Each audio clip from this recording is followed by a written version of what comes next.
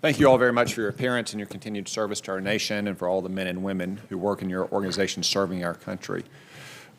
We've talked a lot about Huawei and ZTE today and the potential threats they pose. Let's just make this concrete for Americans watching at home. You can raise your hand if you respond yes to my questions. How many of you would use a telecom product made by Huawei and ZTE?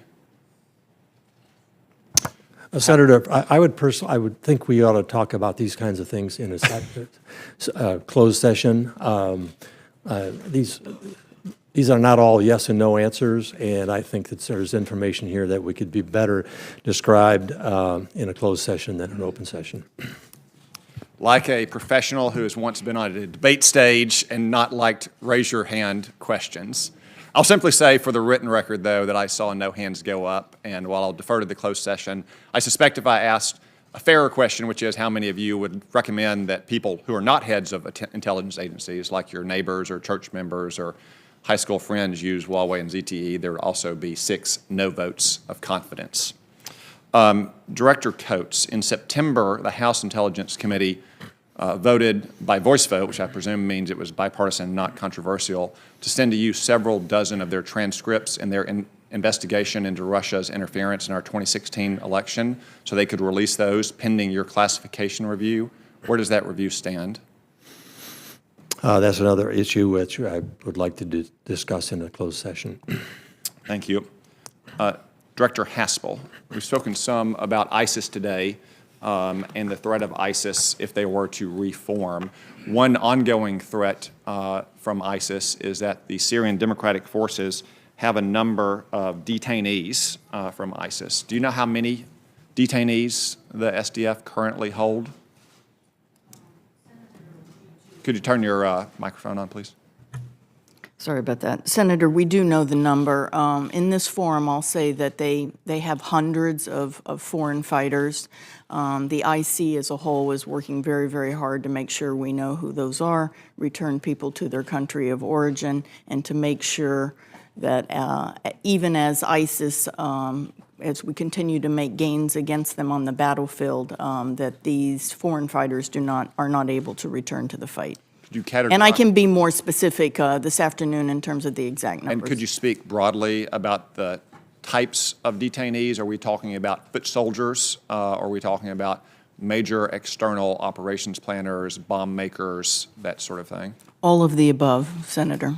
So it would be very bad for our nation if those detainees were released. I think it would be very bad, and the IC has taken great pains to categorize and make sure we know who these individuals are. And we, of course, are working very closely with our foreign allies to do just that. Thank you. Director Haspel, I'd like to stay with you, turn our attention to Russia, since I know you have a lot of experience with that nation.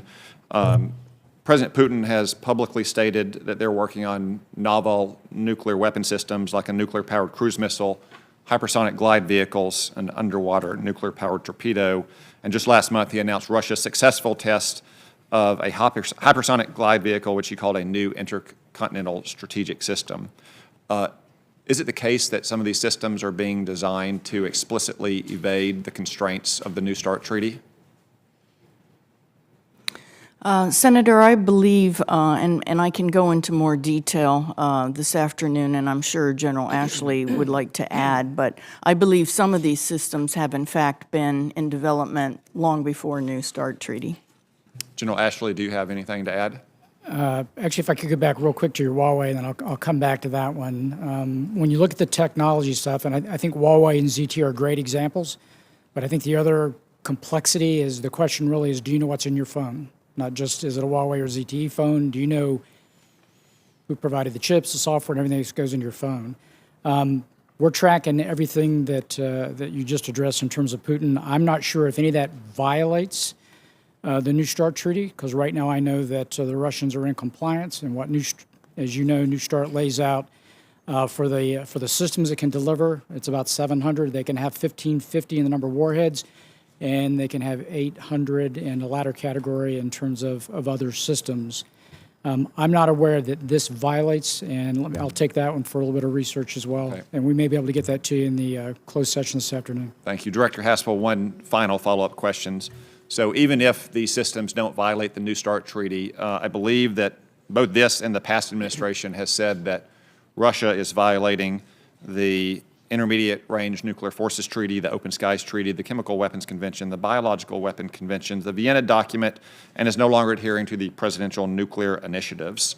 Is there any treaty that Russia has with the United States to which they are currently adhering? Well, the Russians obviously would have a different interpretation, but I do believe that you're correct in terms of State Department's assessment of Russian compliance with those treaties. Thank you.